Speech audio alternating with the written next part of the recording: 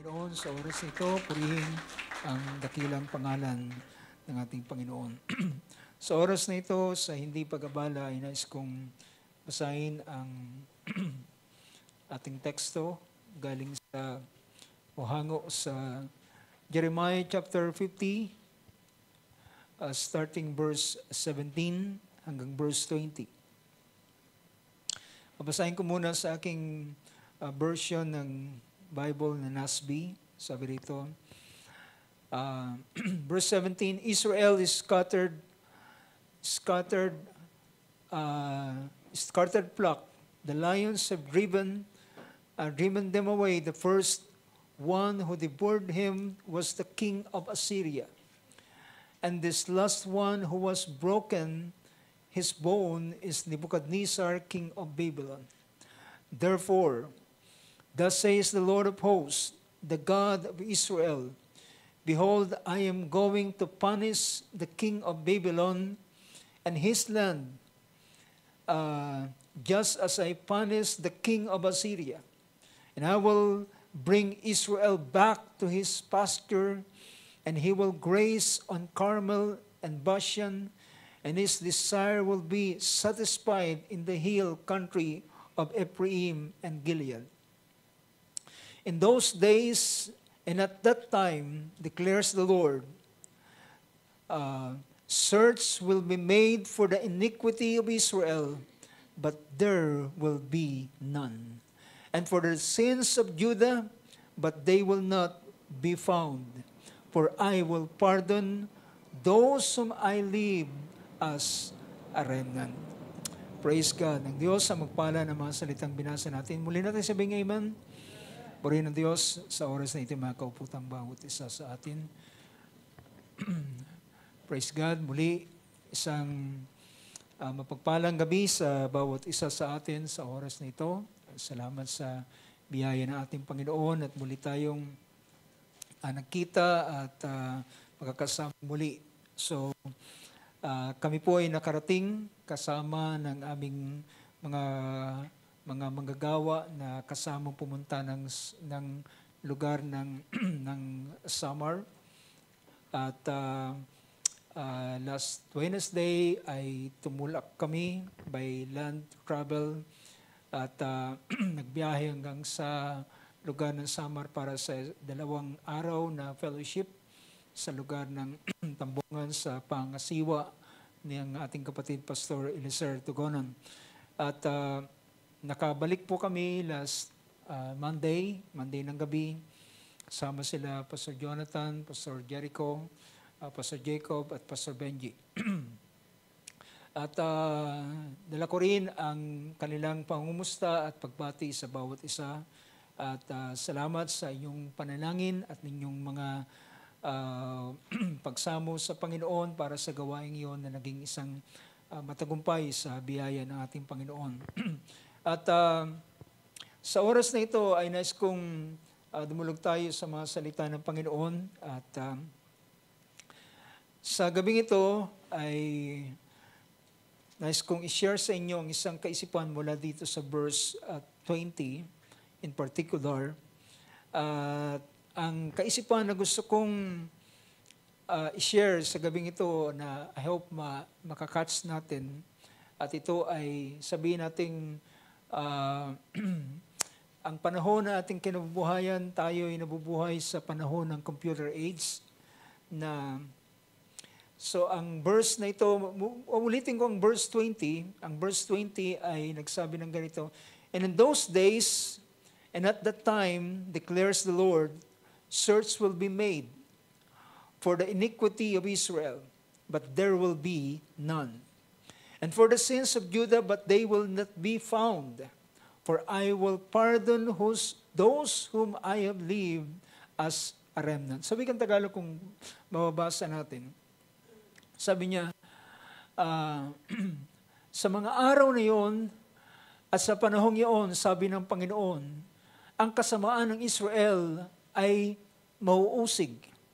Well, sa wikang Tagalog ay ginamit yung salitang mauusig, pero sa wikang Ingles ay search will be found. O ibig sabihin, hahanapin o isa-search ang kasamaan ng Israel, sabi niya, ang kasamaan ng Israel ay hahanapin at hindi magkakaroon ng anuman o sa mas malinaw na salin ay hindi masusumpungan. Hindi makikita. Hahanapin ang kasamaan ng Israel ngunit hindi makikita at ang mga kasalanan ng Huda at hindi sila masusumpungan sapagkat aking patatawarin sila sa aking iniwan na pinakalabi. So ang pinapakita rito ay sabi niya, search will be made for the iniquity of Israel and there will be none for the sins of Judah but they will not be found. So yung gusto kong kaisipan na bigyan natin ng pansin ay may kinalaman sa searching for sin but file not be found. So isang question mark, searching for sin and file not found. Alam nyo, kung naranasan ninyo ang isang panahon ako ay nagpunta sa isang ahensya. Ako'y minsan naranasan ko na magpunta ko sa agency ng SSS. At alam ko, way back in the 90s or early 90s na ako'y magtrabaho sa pabrika, dalawang magkasunod o dalawang panahon na ako'y nagtrabaho ng pabrika. At bago, usually kapag tayo ay mag-a-apply ng trabaho, ilan sa mga requirements nila na hinihingi ay isa doon ay ang SSS, yung tax account number that time ay TAN pa, ngayon ay TIN na. So sa panahong yun ay kumuha ko ng aking SSS number and it so happened na habang nung time na yun, way back in the 90s, ay masyado pong malimit ang brownout sa panahong yun. At nagkataon na ako'y pumunta sa SSS at pagdating ko roon ay nagkataong brownout. At dahilan sa brownout ay binigyan na lamang kami ng SSS number doon sa isang, at yun ang aking kinuha, yung binigyan ako ng SSS number, at yun yung aking isinubmit doon sa aking pagtatrabahuan. And to cut the story short, ibig sabihin, mula nang mag-isubmit ko ito doon sa aking ina-applyan, ako'y natanggap at ako'y nagtrabaho, at yun ang ginagamit nila na doon, yung aking contribution sa SSS ay doon nila inilalagay. And usually, gano'n naman ang ginagawa ng mga pabrika. But, nang ako'y matapos na magtrabaho, ay nung makaraan ng ilang panahon, ako'y gusto kong i-check yung aking SSS kung merong laman. At alam nyo, ako'y nagulat na ako'y pumunta sa Alabang, isang lugar dyan na doon ay merong SSS na branch. Nang aking ilagay at pina-enter ko ang aking pangalan, ay hindi nila makita ang aking pangalan. So, ibig sabihin, kapag ikaw ay nag-enter sa computer ng isang pangalan o kaya bagay o salita na yung sinesearch, sometimes ang lalabas is file not found. At ganoon po nangyari sa aking pangalan. At hindi ako, ibig sabihin, wala akong record sa SSS. Walang record silang makita, file not found. So, ako'y nagtataka, then nung binabalikan ko, marahil sa panahong yun, dahilan brownout, yung SSS number na binigay sa akin ay baka sa dami ng kumukuha ay hindi na nila na-file o naipasok, na-encode sa computer, sa system, and that's the reason hindi nila makita ang aking pangalan. So, makita natin na ang ganitong bagay ay malimit na nangyayari. At alam niyo ba, ay ang isa sa mahalaga sa buhay ng bawat isa sa atin ay, mga kapatid, hindi lamang nating masumpungan ang ating pangalan na nasa mga ahensya ng pamahalaan, nasa SSS, nasa GSIS o whatsoever na agency. Ang pinakamahalaga na makita natin, ang file ng ating pangalan ay sa langit. Amen? Naalala ko mga kapatid, ang pangungusap ng ating Panginoong Hesus sa mga alagad sa aklat sa Luke chapter 10, nang sinugo ng ating Panginoon ang mga alagad at dala-dalawa ang 70 disciples ay kanyang isinugo, at pagbalik nila ay masayang-masaya sila na bumalik. As sabi ng verse 17, ang 70 disciples ay bumalik na masayang-masaya. Sinabi nila, Panginoon, kahit ang mga demonyo ay nagpapasakop sa iyong pangalan. At sinabi nila, at sabi ng ating Panginoon, nakita ko si Satanas na nahulog na kagaya ng kidlat. At sabi niya, narito, binibigyan ko kayo ng kapamahalaan o ng kapangyarihan upang yurakan ang mga ulupong at ang mga alakdan, at sa anumang paraan, at binibigyan ko kayo ng kapamahalaan sa ibabaw ng lahat ng kapangyarihan ng kaaway, at sa anumang paraan na hindi nila kayo pwedeng saktan. Yan ang sabi ng verse 19. Ngunit ang verse 20, ang sabi ng ating Panginoon, nevertheless, o gayunpaman, huwag ninyong ikagalak na ang mga espiritu ay nagpapasakop sa inyo, kundi inyong ikagalak na ang inyong mga pangalan ay nakasulat sa langit. Ang pinakamahalaga mga kapatid, I don't care kung minsan, masabi natin na madideprive tayo dahilan naghulog ako ng ilang buwan habang ako ay employed sa isang pabrika, 2 consecutive na contract ay ako'y naghulog sa SSS, pero it's too late na makita ko na wala pala akong file doon sa SSS. Ngunit gayunpaman, ang pinakamahalaga ay ang ating pangalan ay nakasulat sa langit. Na kapag ang ating pangalan ay sinearch, then makikita at lalabas doon ang ating pangalan. At sabi ng ating Panginoon sa mga alagad na ito, sabi niya, gayunpaman, huwag kayong magalak na ang mga espiritu ay nagpapasakop sa inyo, kundi ang inyong ikagalak ay ang inyong pangalan ay recorded sa langit. At kapag ang iyong pangalan ay recorded sa langit, mga kapatid, alam nyo, isang bagay na napaka-inam. Meron pang isang talata na ating bibigyan ng pansin. Dahilan, alam nyo ba na ang aklat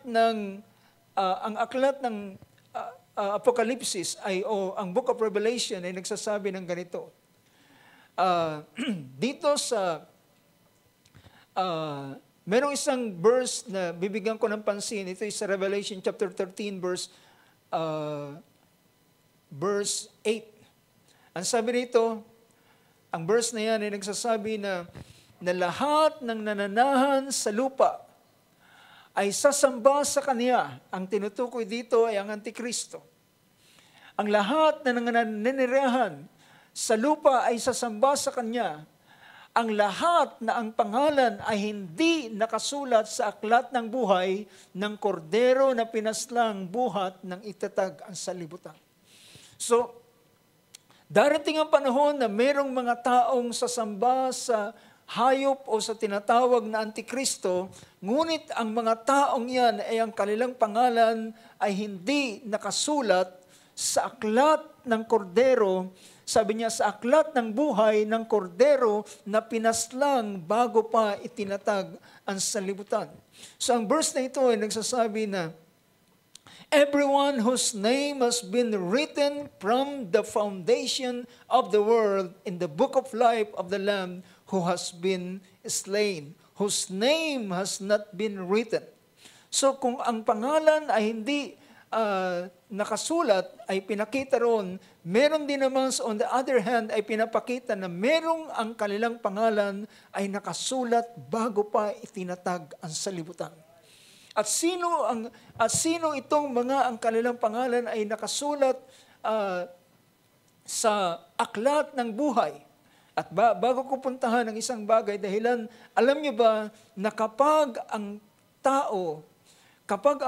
isang tao, ang kanilang pangalan ay hindi na nasumpungan sa aklat ng buhay, ay ito ang sinasabi ng banal na kasulatan. Revelation chapter 20 verse 15. Revelation 20 verse 15. Ang sabi rito, at kung sino man, at ang sino mang hindi matagpuang nakasulat sa aklat ng buhay ay itatapon sa lawa ng apoy. Sino man ang kanilang pangalan ay hindi nakasulat sa aklat ng buhay ng kordero. Well, mga kapatid, ito yung sinasabi ko. Well, ang isang tao ay pwedeng lahat ng mga membership ay nakasulat ang kanyang pangalan. At maaaring may mga benepisyo siyang matatanggap mula rito. Ngunit kung ang kanyang pangalan ay wala sa aklat ng buhay, ay pinapakita rito sila ay tatapon doon sa kaparusahan sa tinatawag na lawa ng apoy o sa dagat-dagat ng apoy. If anyone's name was not found written in the book of life, he was thrown into the lake of fire. So, ito yung mga tinatawag na sila ay papunta doon sa tinatawag na kagalitan ng Diyos. Ngunit, ang pinakamainam, ang sino mang ang kanilang pangalan ay nakasulat sa aklat ng buhay, ay pinakita ang ganitong bagay. Tingnan natin ang Book of Romans chapter 8. Romans chapter 8 verse 29. Ang verse na ito ay nagsasabi ng ganito. Verse 28, pinakita na ng verse 28, sabi niya, at nalalaman natin na ang lahat ng mga bagay, ang Diyos ay gumagawa sa ikabubuti ng mga umiibig sa Kanya, sa kanila na mga tinawag alinsunod sa Kanyang layunin. So merong mga ang sabi rito, nalalaman natin na sabi niya, ang Diyos, ang lahat ng bagay ay ginagawa ng Diyos para sa ikabubuti ng mga umiibig sa Diyos, sila na mga tinawag alinsunod sa Kanyang layunin. Now, ang mga tao na tinawag ng Diyos para sa Kanyang layunin, siyempre pa ang pinapakita rito, sila ay ang susunod na pangungusap ay dito natin makikita ang verse 29, sabi niya, sapagkat ang mga nakilala niya ng una pa, mga nakilala niya ng una pa. Ano itong mga nakilala niya ng una pa? Pipintahan natin muna ang Ephesians chapter 1 verse 4. Sabi rito, na ayon sa pagkapili niya sa atin sa Kanya bago itinatag ang sanlibutan upang tayo'y maging banal at walang dungis sa harapan niya sa pag-ibig. So sabi rito, meron siyang mga hinirang, mga pinili bago pa itinatag ang sanlibutan. Bago pa itinayo, bago pa nilalang ang mundong ito. Dahilan mga kapatid, ang Diyos, ang mundong ito bago pa mag-exist, ay ang Diyos ang siyang naroon. At ang Diyos ay nagpanukala na ng lahat ng bagay, nagplano na ng Kanyang plano at tapos na gawa bago pa siya nagpasimula. Bago niya inimpisahan ang paglalang ng langit at ng lupa, ay tinapos niya na ang Kanyang plano. Kaya nga rito, meron siyang, sabi niya, na Kanyang ayon sa pagkapili niya sa atin. At itong mga piniling ito, ay ito yung kanilang pangalan ay isinulat sa aklat ng buhay ng kordero ng Diyos na pinaslang bago pa itinatag ang sanlibutan. Meaning to say, ang tinutukoy rito, ang mga taong ito, ang mga lalaki o babaeng ito, ay sila ay mga tinalaga para sila ay tubusin ng dugo ng ating Panginoong Hesus. Sila ay itinalaga. Pag sinabing itinalaga, sila ay nakilala ng una pa at para sa kanila ang pagkamatay at ang pagbabayad ng halaga ng ating Panginoong Hesukristo. Sabi niya, just as He chose us in Him before the foundation of the world, upang tayo'y maging banal, ibig sabihin ng banal ay inihiwalay, walang kapintasan, walang dungis sa harapan niya. Then mamaya natin bibigyan ng pansin yung bagay na yan na paano ang isang tao ay magiging banal, paano ang isang tao magiging walang kapintasan, walang dungis sa harapan niya sa pag-ibig. Now, kung itutuloy natin ang Romans chapter 8 na ating binibigyan ng pansin kanina. Ang Romans 8 verse 29 ay nagsabi ng ganito, matapos niyang ipakita na merong mga tinawag, alinsunod sa verse 28, merong mga tinawag para sa kanyang layunin, para sa kanyang plano.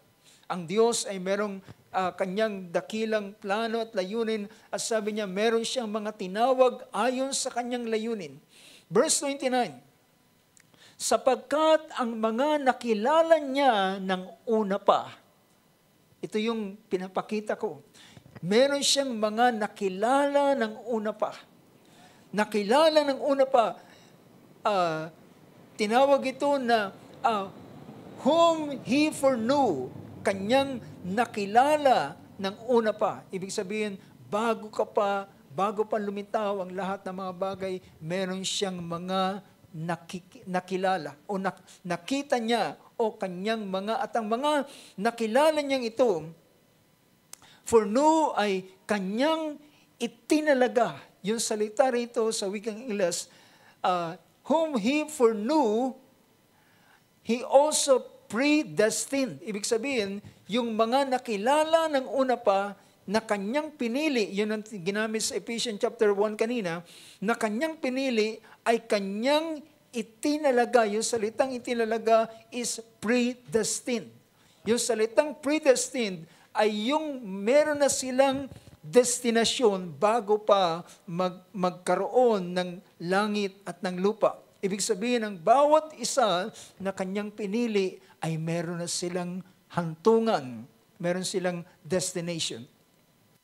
So, sabi niya, at upang maging katulad ng larawan ng kanyang anak, upang siya ang maging panganay sa maraming magkakapatid.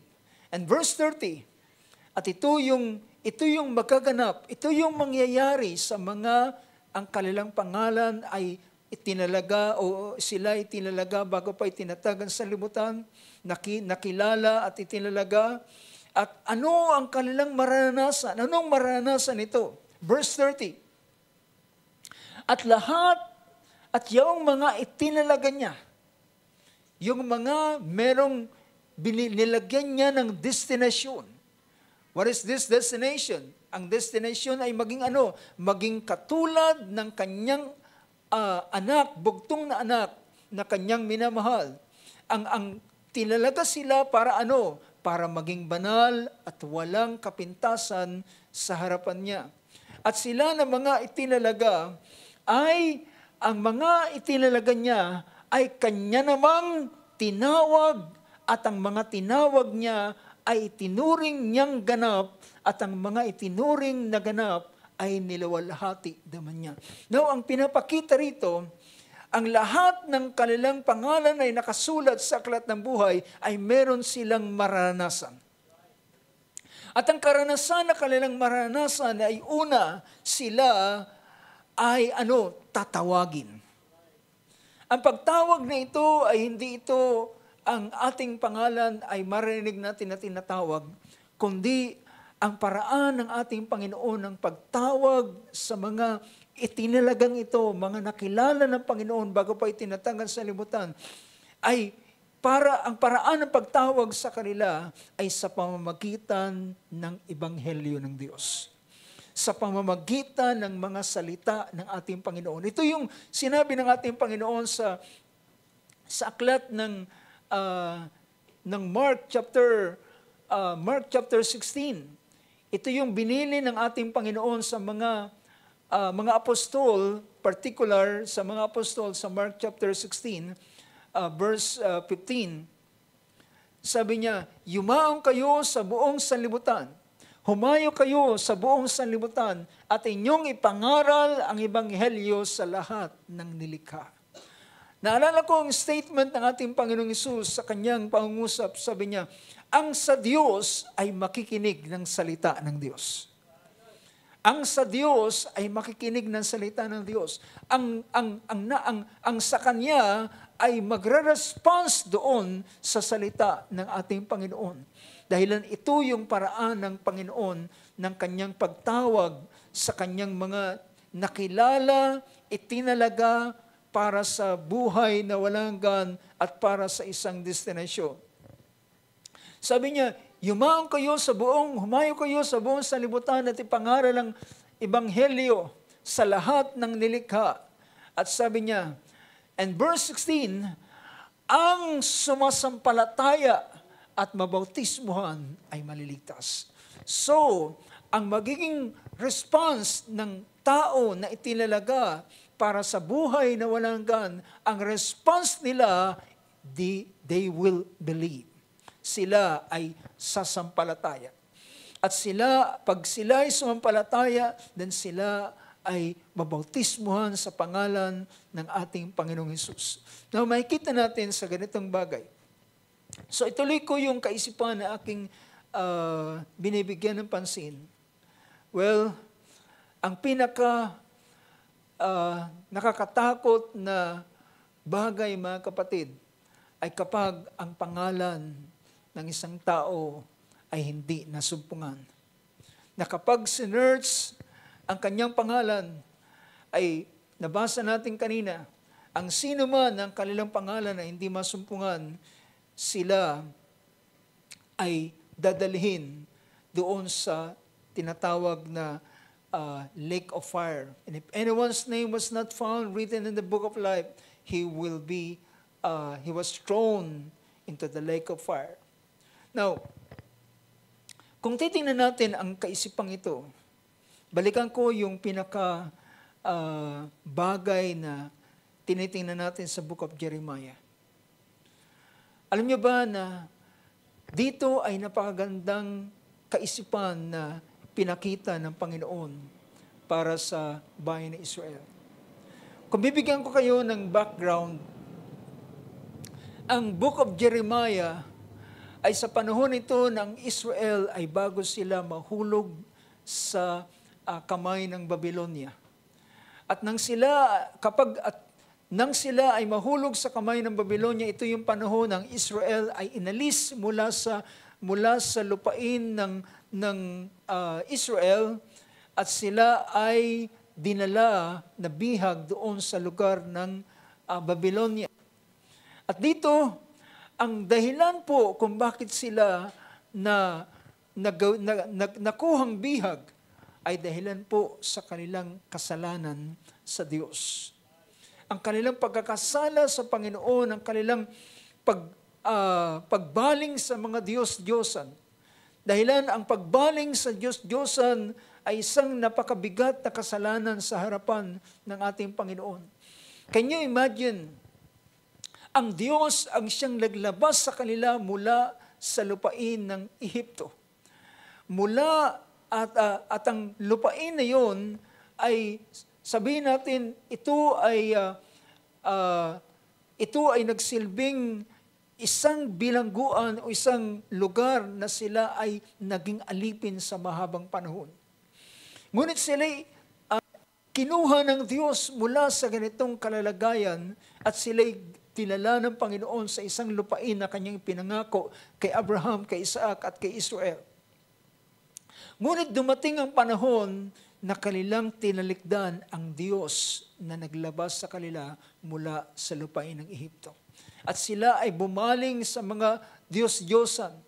At ang pangunahing utos ng ating Panginoon nang ibinigay sa kanila sa Mount Sinai ay yung sinabi ng Panginoon, huwag kayong magkakaroon ng ibang Diyos maliban sa akin. Huwag kayong gagawa ng mga larawang inanyuan na kagaya ng nasa langit, nasa lupa, o nasa ilalim, o nasa dagat. At huwag ninyong yuyukuran sila, ako ang inyong Panginoon na Diyos na mapanibughuin. At ang ganitong kasalanan ay kanyang dinadalaw hanggang sa ikatlo, hanggang ikaapat na salinanlahi ng tao. At nang ang Israel ay gawin nila ang ganitong bagay, sila ay dinala ng Panginoon. Alam natin na ang Israel ay nahati sa dalawang bahagi. Yung tinatawag na Northern Kingdom, na merong binubuo ng 10 tribo, ang Southern Kingdom na binubuo ng 2 tribo ng Benjamin at ng Judah. Unang nahulog sa kamay ng Assyria ang Northern Kingdom, ang 10 tribes, at sila ay napangalat, naalis sa lugar doon at dinala rin silang bihag. Yan ang mababasa natin sa chapter 50, verse 17 ng talatang ito.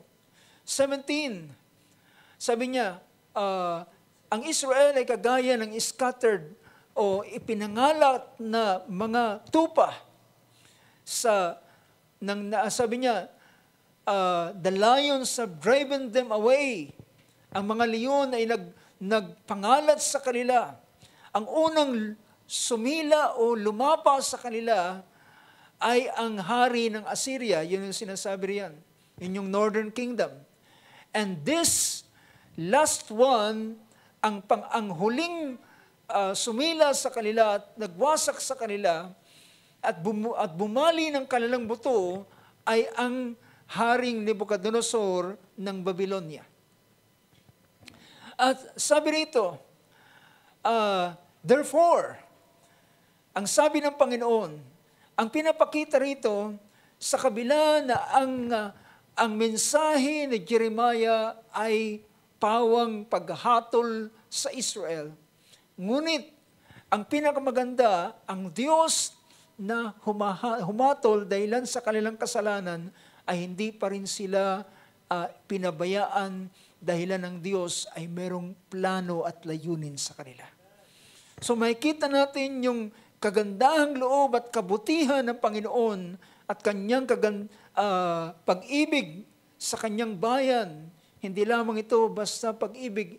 Sabi ng isang talata, I have loved you with an everlasting love. Inibig ko kayo ng isang pag-ibig na walang hanggan. Kaya sabi dito ng verse 18, kaya sabi dito, sa wikang Tagalog sabi niya, kaya't ganito ang sabi ng Panginoon, ganitong sabi ng Panginoon, ang Diyos ng Israel. Sabi niya, aking paparusahan ang hari ng Babylonia at ang kanyang lupain at kagaya ng aking pagparusa sa hari ng Assyria. So alam natin na sa history ay unang pinuksa ng Panginoon ang Assyrian Empire. At sabi niya, akin din namang parusahan ang hari ng Babylonia at ang kanyang lupain, kung paano aking pinarusahan ang hari ng Assyria. At ang sabi rito, verse 19, aking ibabalik ko ang Israel sa kanyang pastulan. Ibabalik niya ang Israel, ibig sabihin, ibabalik niya, pabalik doon sa dating lupain na pinag-alisan sa kanila ng Panginoon. At sabi niya, akin silang ibabalik sa pastulan at sila, sabi niya, ibabalik ko ang Israel sa kanyang pastulan at siya'y manginginain sa Carmel at sa Basan. At ang kanyang nasa ay masisiyahan sa mga burol ng Ephraim. Ibig sabihin, manunumbalik yung kanilang salupain at yung kanilang kaligayahan at kasiyahan ay makikita muli nila. Dahilan ibabalik sila ng Panginoon. But ang panahon na kanilang ginugol, ang taon na sila ay naroon sa lugar ng Babylonia ay bumilang ng 70 years. 70 years. At sabi ng ating Panginoon, then babalikan ko yung verse na verse 20. Sabi niya, sa mga araw na yun at sa panahong yun, sabi ng Panginoon, ay hahanapin ang kasamaan ng Israel, ngunit hindi masusumpungan. Hahanapin ang kasalanan ng Israel, ngunit hindi masusumpungan. At sabi niya, ang kasalanan ng Huda ay hindi rin masusumpungan. Dahilan, anong sabi rito? Sapagkat aking patatawarin sila na aking iniwan bilang nalabi. Ang pinapakita rito, bakit ang kasalanan kapag hinanap, ang kasalanan ng Israel kapag hinanap, ang kasalanan ng Juda kapag hinanap, sabi niya, hindi sila masumpungan. Bakit hindi sila masumpungan? Sapagkat ipapatawad ng Panginoon. Ipapatawad ng Panginoon. At mga kapatid, ang pinakamainam na mangyari sa buhay ng bawat isa atin ay kapag hinanap ang ating kasalanan ay hindi na masumpungan. Alam niyo, nung nakaraang halalan, hindi ito yung nakaraan, yung sa panahon ng halalan ng presidente. Naisip ko po na yung pangalan namin ay naroon pa rin sa presinto, pero nang hinanap namin, hindi ko na rin makita. Pero ang isang bagay na pinapakita rito, kapag hinanap ang kasalanan, dalangin ko na ang kasalanan ay hindi na masumpungan. Dahilan kapag ang kasalanan ay masumpungan pa at makikita pa ang kasalanan, ang bawat kasalanan ay merong karampatang kaparusahan. Tingnan ninyo ang Book of Revelation chapter 21. Chapter 20. Balikan natin yung chapter 20. Dadaan ko lamang ito para sa ilang mga punto, pero mamaya titingnan pa natin ilang mga bagay. Sabi rito sa verse 11 ng chapter 20 ng Book of Revelation, sabi niya, at nakakita, tandaan natin ang Apokalipsis, ang Book of Revelation, ito ay pangitain ni Juan na minamahal, isa sa apostol ng ating Panginoon, John the Beloved. At ang kanyang mga nakikita na pangitain habang siya ay nasa isla ng Patmos, ay kanyang isinusulat as a scribe, kagaya siya ng isang manunulat. Na bawat pangitain na kanyang nakikita ay kanyang sinusulat. So, sa pangitain ito ay nakakita siya ng isang malaking trono na maputi. Ibig sabihin ng tronong ito ay panahon ng paghuhukom ng ating Panginoon sa mga tao. Nakakita ako ng malaking luklukang puti. At merong nakaupo roon at ang nakaupo. Ang lupa at ang langit ay tumakas. Ibig sabihin, hindi nila kayang tagalan ang presensya ng nakaupo sa luklukan. At sino ito? Ang Diyos na nakaupo sa luklukan. Kung ang isang makasalanan, kung isang tao na may kasalanan, ay takot siyang pumasok sa korte. Takot siyang pumasok doon sa courtroom dahilan doon sa courtroom ay doon ibababa ang hatol para sa isang makasalan, isang nagkasala. The same way sa ganitong bagay ay sabi niya, yung lupa at langit ay tumakas. Ibig sabihin na ang description dito sa ibang ang Diyos nang dumating siya sa bundok ng Sinai, ang lugar ng bundok ay nanginginig. Ibig sabihin, yumayanig. Merong lindol na nagaganap habang ang presensya ng ating Panginoon ay nananaog. Just imagine that. At dito sa panahong ito, walang kayang tumayo sa kanyang harapan. Kahit ang lupa na hindi naman nagkasala ay nanginginig sa presensya ng nakaupo sa luklukan. At verse 12 sabi roon, at nakakita ako ng mga patay. Well, ang nakita niya ay mga patay na, sabi rito, nakita ko ng mga patay, malalaki at maliliit, at nakatayo. Paano nangyari na ang patay ay nakatayo? Well, ang pinapakita rito, nakita niya ang mga patay ay nabuhay sila at tumayo sila sa harapan ng luklukan ng Diyos. Na nakatayo sa harapan ng trono at binuksan ng mga aklat. Binuksan ng mga aklat. Habang nakatayo yung mga taong ito na namatay, na binuhay, ito ay ang huling paghuhukom na gagawin ng Panginoon sa ibabaw o para sa sanlibutan ito, sa mundong ito. Ang mga patay ay babangunin para sila hatulan at merong, mapapansin niyo rito, binuksan ang mga aklat. Binuksan ang mga aklat. At ang mga aklat na ito ay talaan ng mga gawa ng tao, mga kasalanang nagawa, mga bagay na ginawa ng tao, lahat kahit man ang pinaka nililihim. Diba?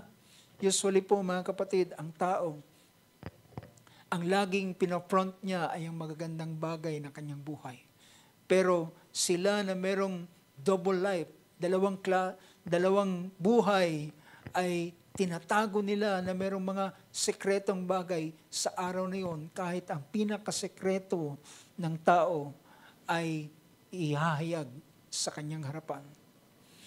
At sabi rito, nabuksan ang mga aklat at binuksan din ang isa pang aklat. So merong mga aklat at merong isang aklat na ang tawag dito ay aklat ng buhay. Yun yung isang aklat. Pero yung mga aklat, at ang mga patay ay hinatulan ayon sa kanilang gawa, ayon sa nakatala sa mga aklat. So, yung isang aklat ay tinawag na aklat ng buhay, ay ito, dito titingnan, well, lahat ng ito ay paglalarawang salita. At dito titingnan kung ang kanyang pangalan ay naroon sa aklat ng buhay. At yung isa naman ay na mga aklat ay doon nakatala ang gawa ng tao. At ang tao ay hahatulan ayon sa lahat na nakasulat doon sa aklat na ito.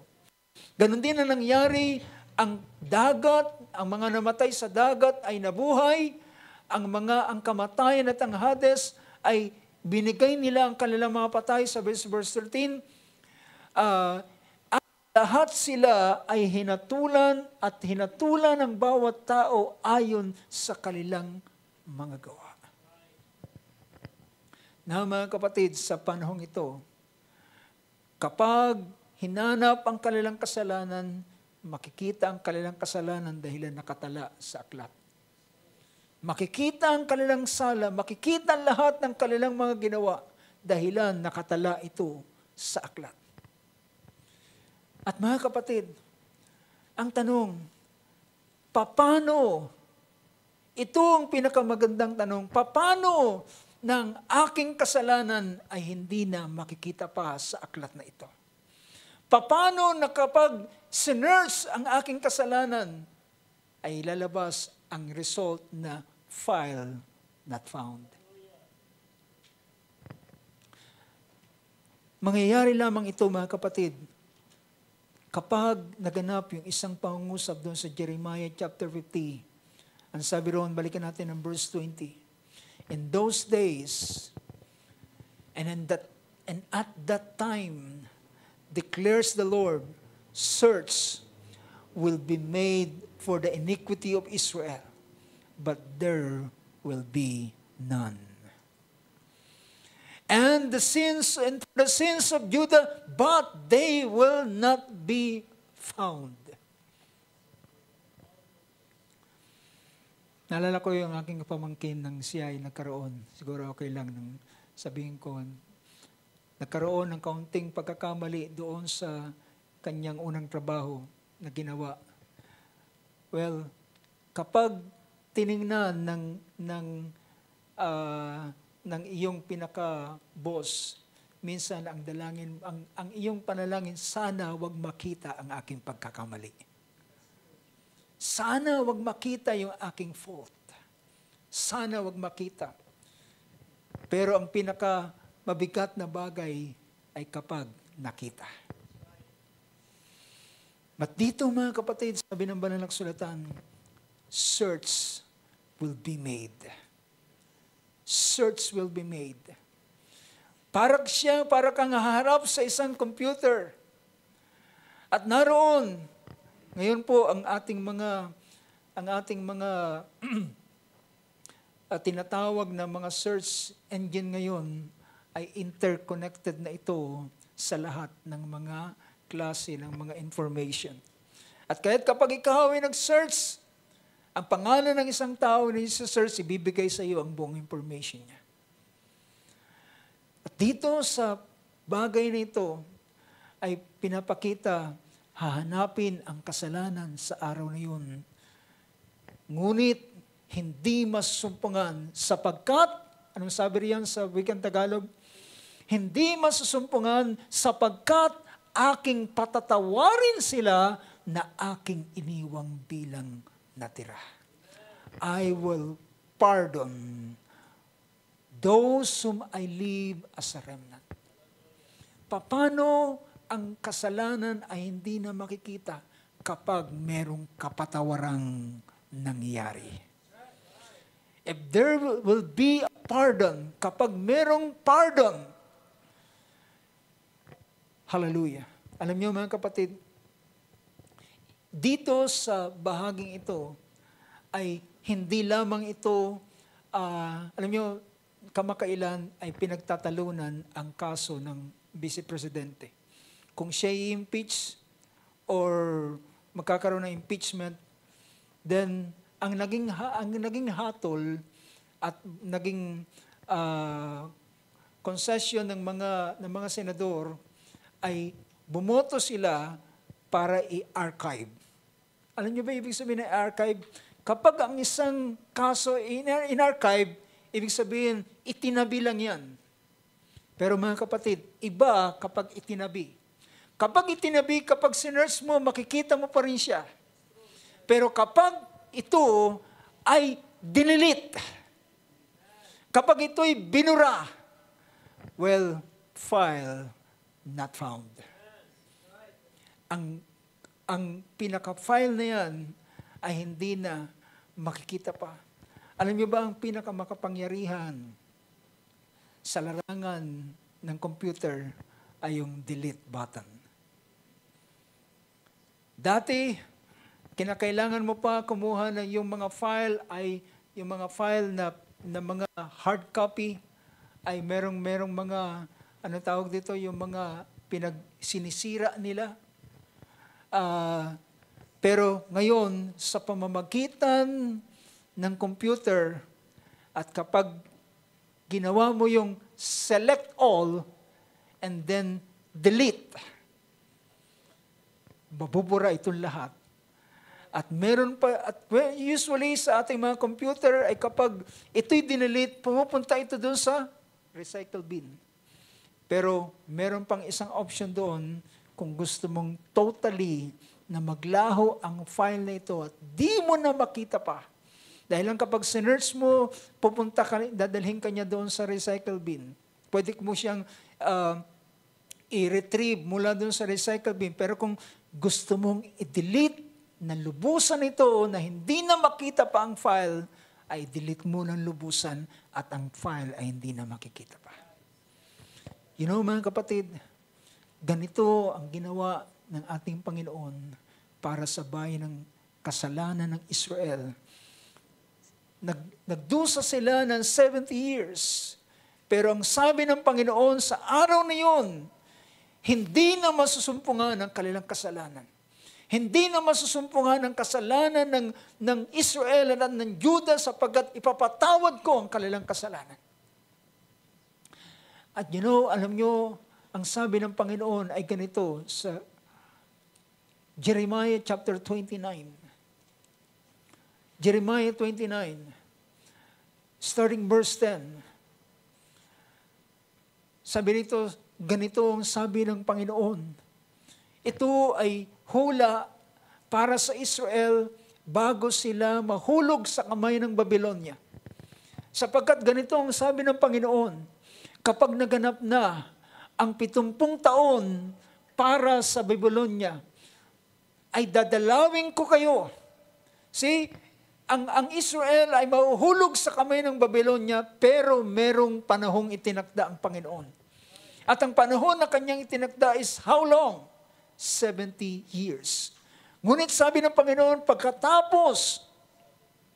kapag naganap na ang 70 taon, ang 70 years na yan, para sa Babylonia, ay dadalawin ko kayo para sa Israel. At tutuparin ko sa inyo ang aking pangako, at ibabalik ko kayo sa dakong ito. Hindi pa sila umaalis, hindi pa sila binibihag, pero meron ng pangako ng Panginoon na restoration. So thank God. Sabi ng banal na kasulatan, ang Diyos ay sumusugat, ngunit siya rin naman ang tumatapal ng sugat. Siya rin naman ang nagpapagaling ng sugat. At nang pagkatapos matupad, ma-expire ang 70 years, sabi rito, I will visit you and fulfill my good word to you to bring you back to this place. Gagawin ko ang mabuting salita ko sa inyo. Well, ang Diyos, mga kapatid, ay kagaya siya ng magulang. Ang magulang ay namamalo. Ang magulang ay nagsasaway, pero hindi para ipahamak ang kanyang anak, kundi para sa kanyang kabutihan. God, as well as ganun din ang ating Panginoon. Sabi niya, lahat ng aking iniibig ay aking sinasaway at pinarurusahan upang sila ay magsikap at magsisi. Sabi niya, pagkatapos nito ay aking gagawin ang aking mabuting salita at aking ibabalik sila dito sa lupang ito. Verse 11, sapagkat nalalaman ko ang aking mga panukala o aking mga pag-iisip o aking mga plano para sa inyo. Sabi ng Panginoon, mga plano o panukala para sa inyo. Para saan? Para sa ikabubuti at hindi sa ikasasama. Kung ang Diyos ay namamalo, ay para pa rin sa kanilang kabutihan.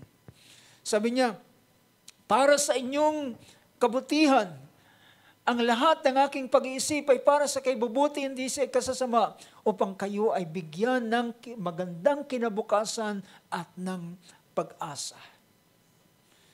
And then, sabi niya, after ng 70 years, verse 12, at kayo'y tatawag sa akin, at kayo'y lalapit at dadalangin sa akin, at didinggin ko kayo. Kayo'y mananalangin at kayo'y tatawag sa akin at kayo'y aking didinggin. Bakit? Ano nangyari? Bakit siya kanyang didinggin? Dahilan pinatawad niya na ang kanilang kasalanan. Nilimot niya na at hindi na siya nakatingin habang pinaparusahan niya ang kanyang bayan. Well, nakatingin siya doon sa bagay na kanilang kasalanan ginawa. Pero after na matapos ang ganitong bagay, dahilan ang Diyos, mga kapatid, ay merong hangganan ang kanyang kagalitan, sabi ng banal na kasulatan. At sabi rito, kayo'y tatawag sa akin at kayo'y dadalangin sa akin at aking kayong diringgin at ako'y makikinig sa inyo. Verse 13, hahanapin niyo ako. You will seek me and find me when you search for me with all your heart.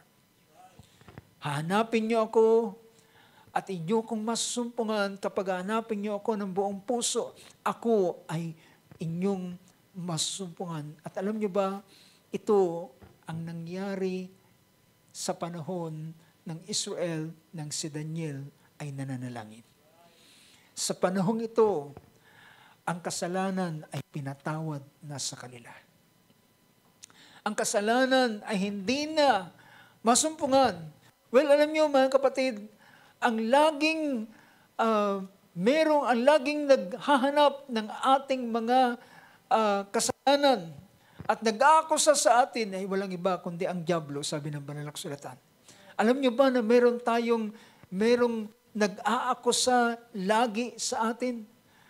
Ang aklat ng Revelation chapter 12 ay nagsasabi ng ganito. Revelation chapter 12. Ang verse na ito ay nagsasabi sa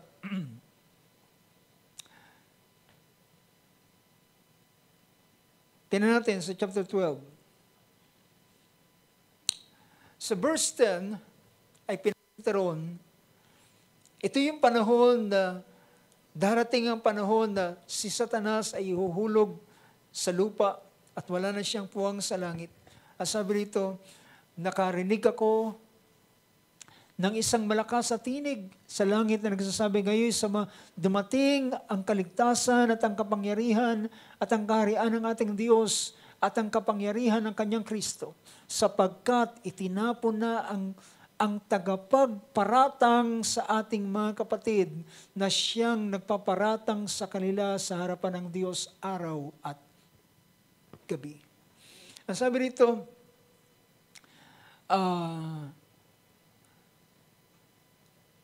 for the accuser of our brethren has been thrown down, he who accuses them before our God day and night.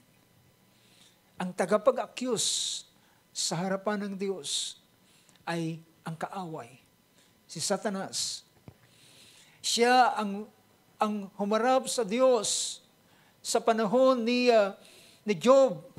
At sabi ng Panginoon, nakikita mo ba ang aking lingkod na si Job? Walang katulad niya na humihiwalay sa kasamaan at nagtatapat sa akin. Ang akusa ni Satanas sa Diyos para kay Job, sabi niya, subukan mong galawin at salingin ang kanyang pag-aari. Kaya siya naglilingkod sa iyo ay dahilan pinagpapala mo siya.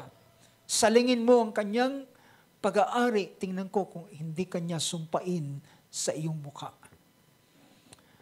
At mga kapatid, sabi ng banal na kasulatan, pinahintulutan niya ang kaaway na alisin ang kanyang mga pag-aari. Pero pagkatapos noon, si Job ay sumamba sa Diyos at nagsabi, ang Diyos ang nagbigay, ang Diyos ang kukuha, purihin pa rin ang pangalan ng Panginoon.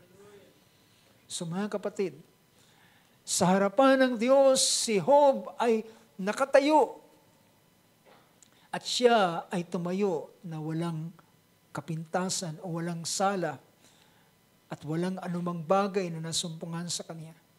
So ganito ang ginagawa at ang nag-aakusa sa atin ay walang iba kundi ang kaaway. Tingnan ninyo ang isang, sa panahon ito, nang ang Israel ay ibabalik na ng Panginoon, dahilan ng Israel ay panahon na upang ipatawad ang kanilang kasalanan.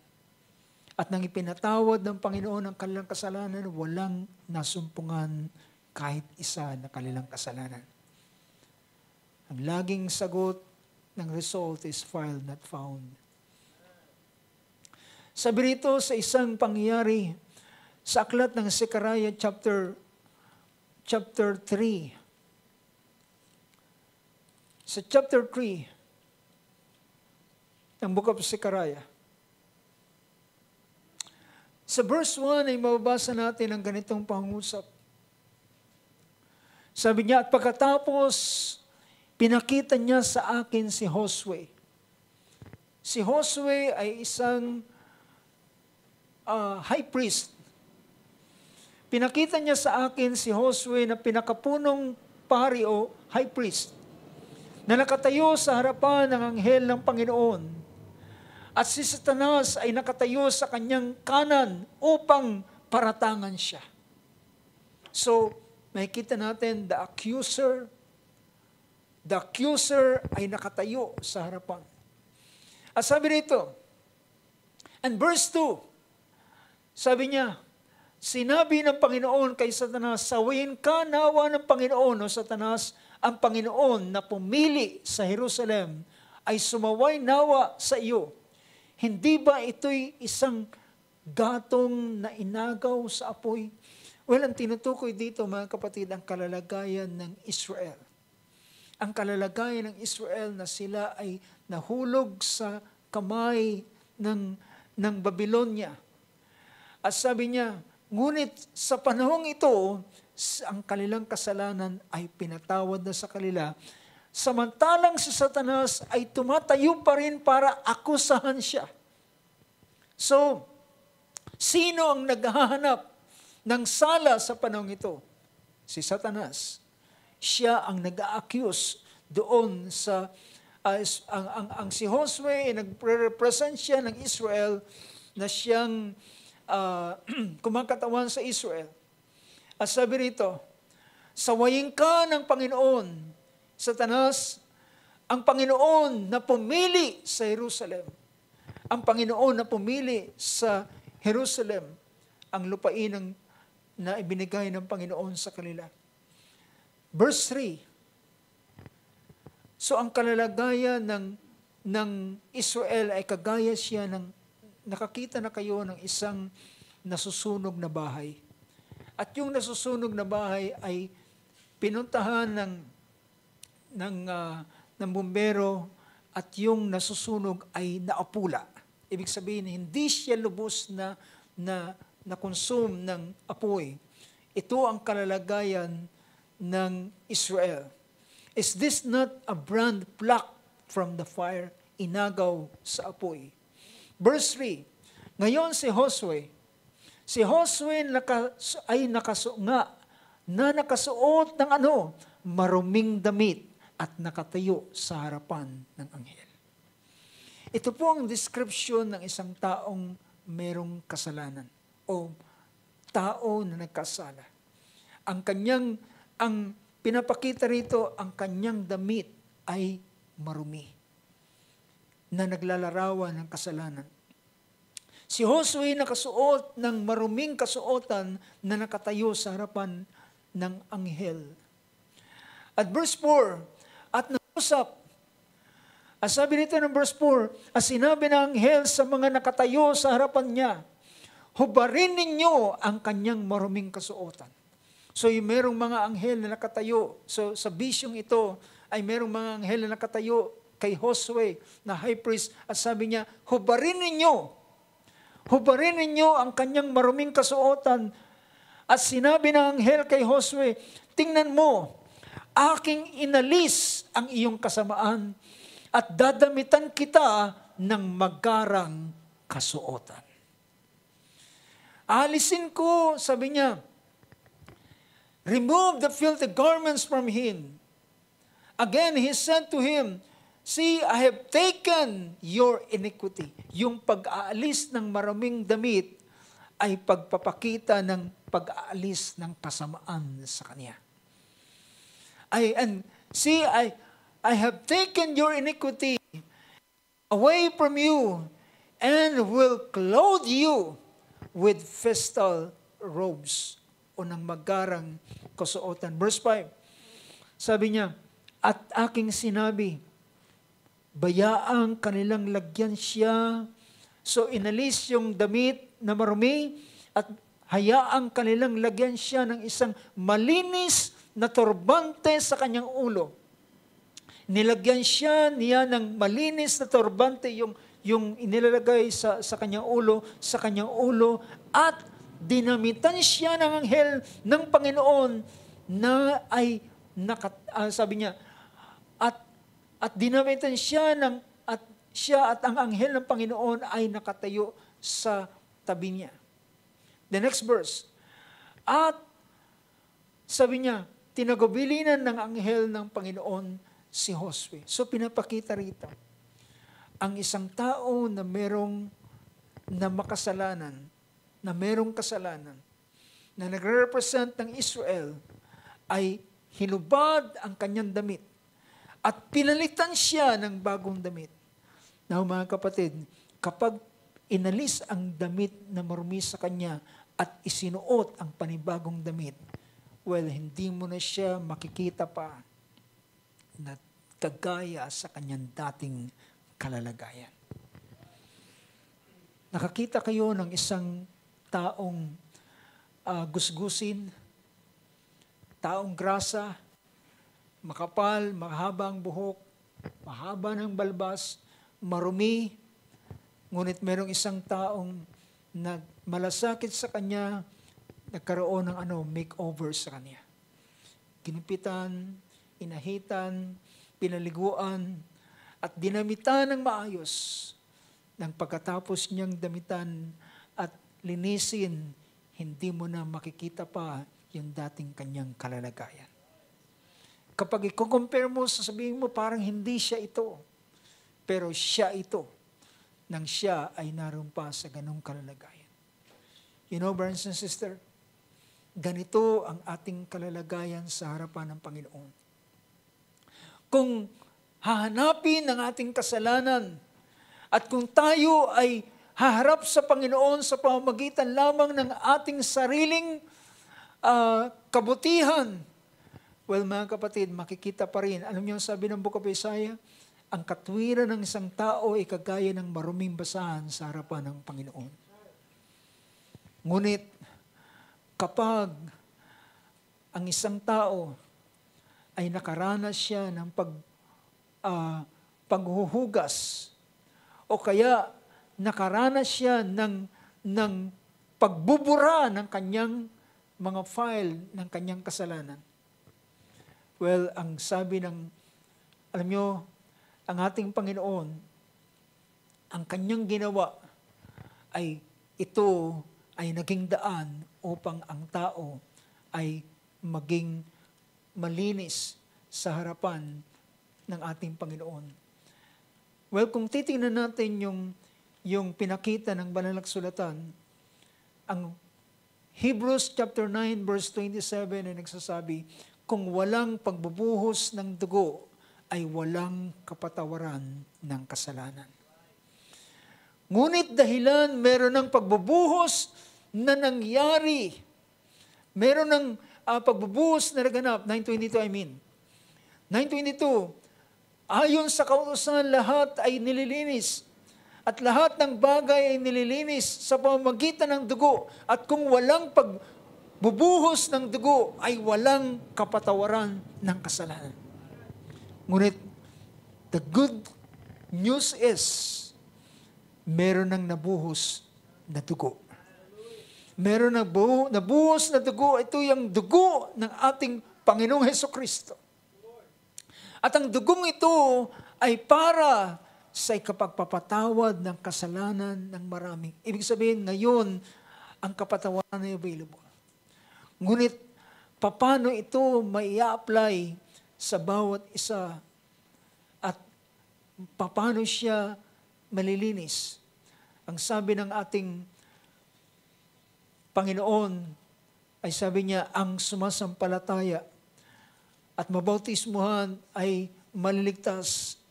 At nang sila Apostol Pedro ay nangaral doon sa araw ng Pentecostes sa chapter 2 ng Book of Acts.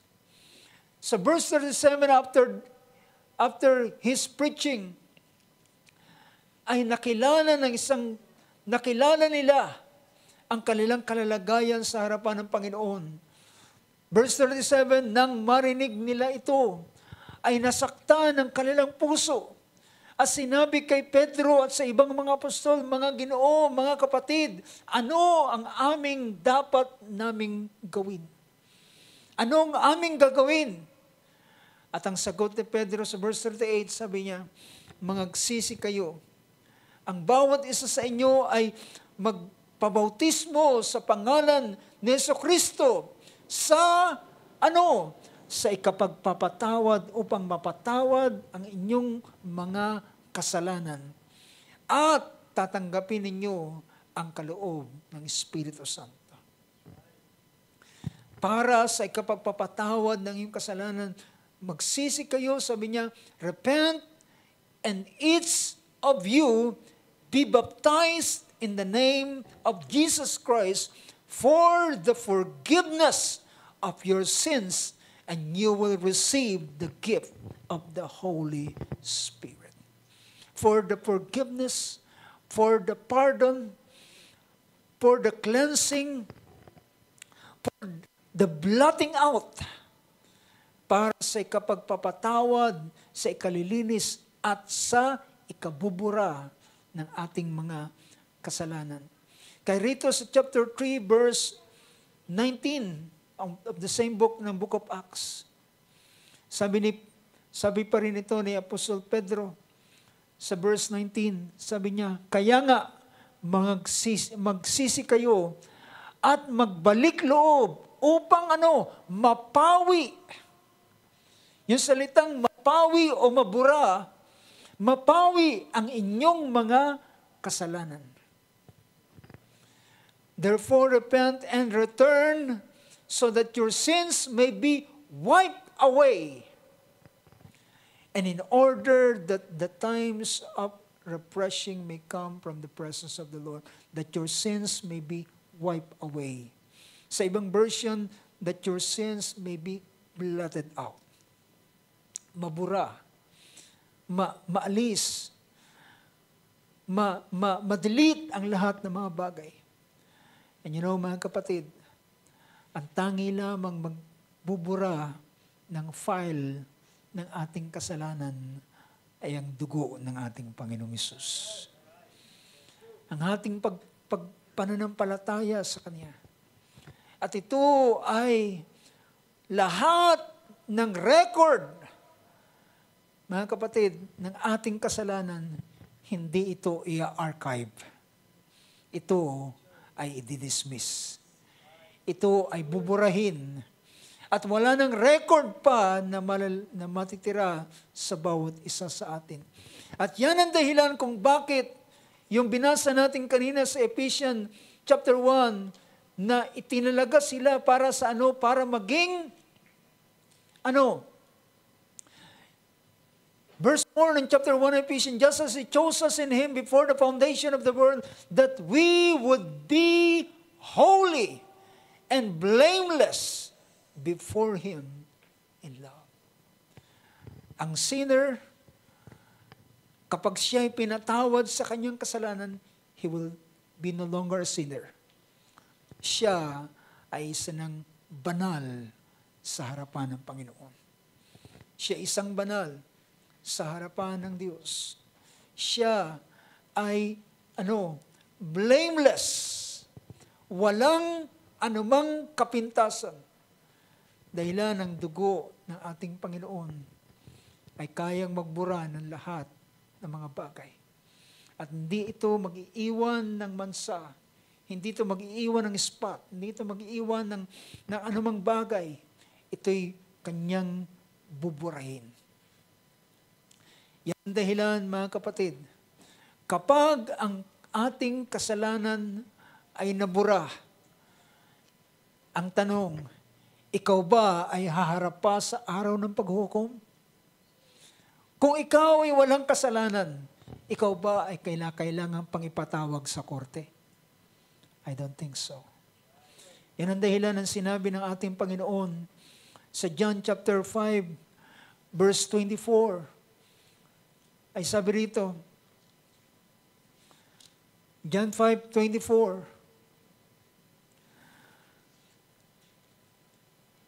verse 24, sabi niya, katotohanang sinasabi ko sa inyo, ang nakikinig na aking salita, ito ay statement mismo, verbatim o salita ng ating Panginoon, na sinasabi niya, nakikinig na aking salita at sumasampalataya sa Kanya na nagsugo sa akin ay may buhay na walang hanggan at hindi darating sa kahatulan, kundi lumipat na sa buhay mula sa kamatayan.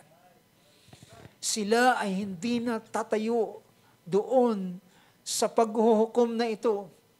Hindi na sila tatayo.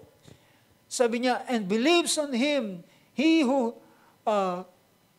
hears my word, and believes Him who sent me, has eternal life, and does not come into judgment. Hindi na sila pupunta doon sa judgment na ito, but has passed out of death into life. Siya ay lumipat na. Kaya makikita ninyo kung yung babalik tanawin natin yung Revelation, ang tatayo na lamang sa araw na yun ay merong mga aklat, may mga record ng kanilang kasalanan na babasahin sa kanila.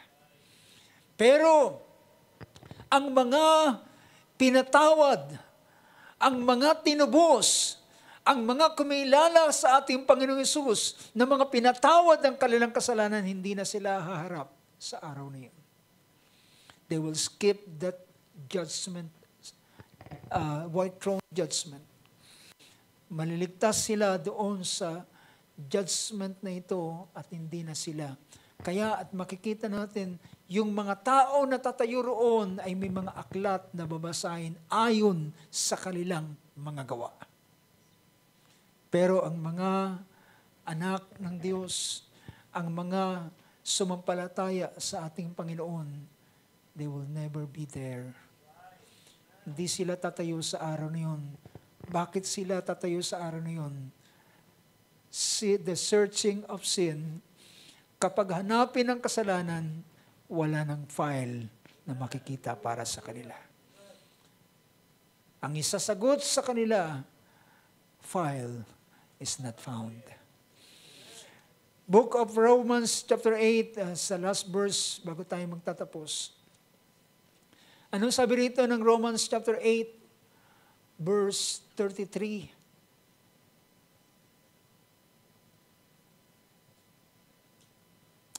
Sa verse 33, sabi rito, sino ang magsasakdal ng anuman laban sa mga pinili ng Diyos?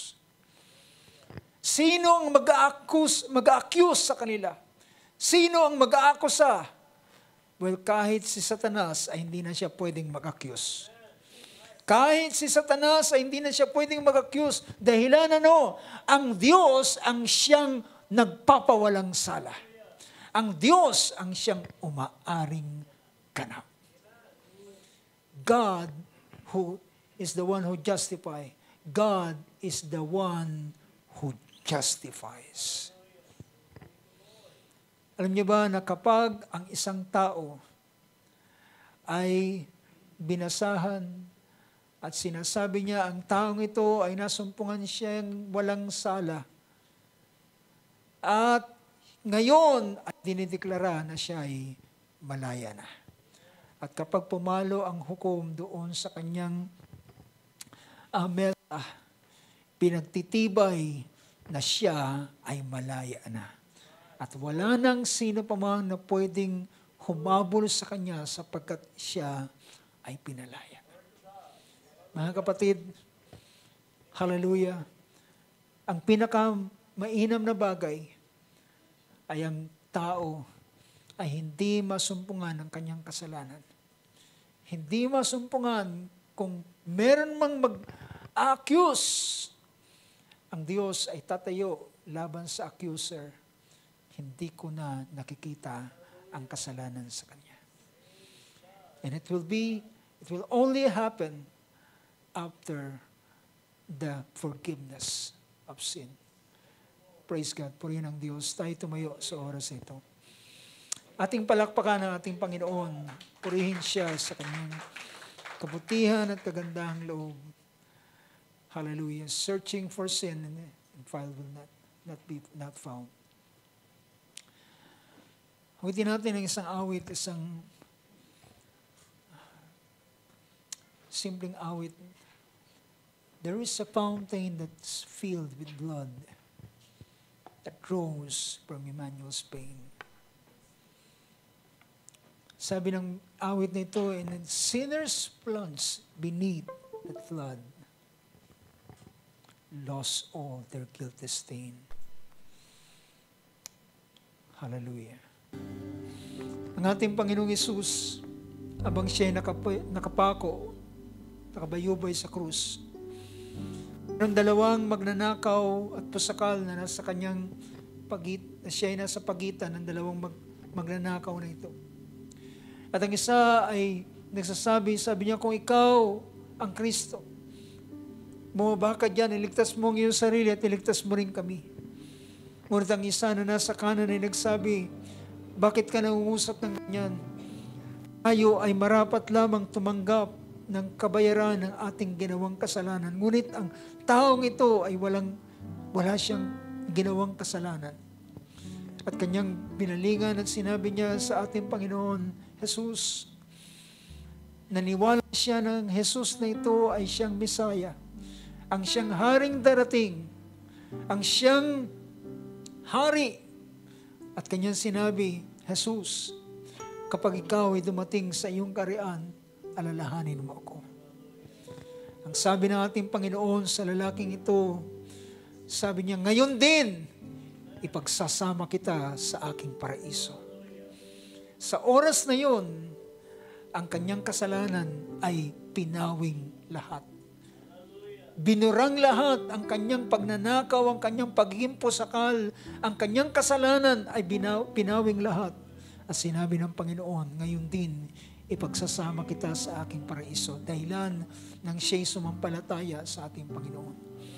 Ang larawang yan ay katulad ng alibughang anak nang siya'y bumalik sa kanyang bahay, sa bahay ng kanyang ama. Wika niya sa kanyang ama, sabi niya, Ama, hindi na ako karapat-dapat tawagin na iyong anak. Ibilang mo na lamang akong isa sa iyong alipin. Ngunit ang ama ay nagsabi, wala siyang binanggit na anuman sa kanyang kasalanan. Hindi niya sinumbatan ang kanyang anak, bagkus sinabi niya, damitan siya ng pinakamagandang damit. Ilagyan siya ng panyapak, ibigay sa kanyang singsing, sapagkat ang aking anak na ito, siya'y patay, ngunit siya'y nabuhay. Siya'y nawala, ngunit siya'y nasumpungan na. Nabura lahat ang kanyang kasalanang ginawa, hindi na inalala pa. Gayon, magiging katatayuan ng bawat isa sa harapan ng Panginoon sa pamamagitan ng pag-aaring ganap sa pamamagitan ng dugo ng ating Panginoong Jesucristo. Hallelujah, tayo manalangin sa oras na ito. Praise God. Ang sabi ng awit, it will be our theme. Ang awit na ito ay mananatiling ating theme song sa harapan ng Diyos. There is a fountain that is filled with blood na nanggaling mismo sa ugat ng ating Panginoong Hesus na siyang Emmanuel. Na kapag ang isang makasalanan ay nilubog dito sa dugong ito, hindi na siya makikitaan pa ng anumang kasalanan. File is not found. Sapagkat binura na lahat, nilinis na lahat. Hallelujah. At inaring ganap, tayo manalangin. Abang Diyos, sa gabing ito, nagpapasalamat kami sa iyong dugo, Panginoon, na iyong binuhos 2,000 taon na nakakalipas. Bagamat kami ay nakaranas na ng biyayang ito, ngunit hindi namin mapipigil ng aming mga puso ay mag-alab, Panginoon, sa panahon na aming makikilala ng aming mga sala ay pinatawad, Panginoon. O Lord God, hallelujah, ang dugong yan ay hindi pa rin nawawala ng bisa. Ang dugo mo ay nananatiling mabisa, makapangyarihan na maghugas, maglinis at magbura ng mga kasalanan, Panginoon, ng sino man na lalapit sa iyo. O dakilang Diyos, dalangin namin, Lord, na patuloy ka na natatawag ng mga kaluluwa, tatawag ng mga lalaki at babae, Panginoon, at patuloy na ang kanilang mga sala ay buburahin sa kanila, Panginoon, upang hindi na masumpungan at hindi na sila tumayo sa araw na yon ng dakilang paghuhukom sa lahat ng tao na bubuhayin sa araw na yon, Ama. Lord, maraming salamat sa biyayang ito na aming tinatanggap, na iyong ina-offer, inaalay sa bawat isa, Panginoon. O Lord God, hallelujah. Sa aba ng isang tao, Panginoon, na kanyang tatanggihan ng napakainam na biyayang ito, gagaya ng sinabi ni Apostol Pablo, hallelujah, wag naming pabayaan na ang ganitong bagay ay hulagpos sa amin, Panginoon, dahilan ng kaligtasan ito ay pinatotohanan ng aming Panginoong Hesus at sinalita ng mga apostol at pinatotohanan sa mga alagad mo, Panginoon. Lord God, salamat. Sa gabing ito, aking dinadulog sa panalangin na patuloy ang dugong ito, hallelujah, at ang iyong biyaya ay patuloy na hahanap, Panginoon, sa iyong mga tupa, Panginoon. At kapag sila iyong nasumpungan, ikaw ang Diyos, hallelujah, na maglilinis at mag-uugas sa kanila. At sila ay tatayo na isang banal, walang sala, hallelujah, walang kapintasan sa iyong harapan, sapagkat, Lord God, hallelujah, tanging ang dugo lamang ng aming Panginoong Hesus ang maghuhugas at magdadala sa amin, hallelujah, upang kami ay maging banal at dalisay sa iyong harapan. Lord, salamat sa iyong mga salita. Salamat sa iyong mga salita, Panginoon. Salamat sa iyong biyaya. At sa gabing ito, Lord God, hallelujah, ikaw ang Diyos na magpala, Panginoon, sa bawat isa ng mga kapatid, Lord, na nakapakinig ng iyong mga salita. Saan man makarating ang iyong mga salita, Panginoon, ito'y patuloy na hahanapin ang bawat nawawalang tupa at upang sila ay balik sa iyong kawan, Panginoon. O Lord God, hallelujah. Amin din dinadala sa prayer, Lord, si aming kapatid Sterlinda sa gabing ito. Ikaw mag-bless sa kanyang buhay. Salamat sa patuloy niyang pagkikibahagi sa gawain sa oras na ito, Panginoon. Ang iyong dalangin ko, ang iyong biyaya ay patuloy na iyong ibuhos sa kanyang buhay, Panginoon. Ang iyong kagandahang loob, Panginoon. Ang iyong masaganang pag-ibig, O Lord God, ay iyong ibuhos sa kanya, O Diyos. At iyong gabayan at patnubayan siya at iyong akayin siya, Panginoon, sa iyong landas, Lord, na ninanais mo sa kanyang buhay. Kahit man ang kanyang nakasama, Lord, ay yung pagpalain, Panginoon. Sa gabing ito, habang kami ay magtatapos at nagpapasalamat sa iyo sa isang mainam na biyaya na yung pinagkaloob sa amin, nais namin balik sa iyo ang buong kapurihan, buong kalawalatian, at inaasahan namin ang iyong pag-iingat sa amin, hallelujah, sa aming pag-iwaywalay sa gabing ito. Mauwi sa iyo ang buong kapurihan, karangalan, at dakilang pagpapasalamat sa pangalan ng aming Panginoong Hesus. Amen and amen. Praise God. Palakpakan natin ating Panginoon. Praise God. Shall we say, praise the Lord? Praise God. Purihin ang dakilang pangalan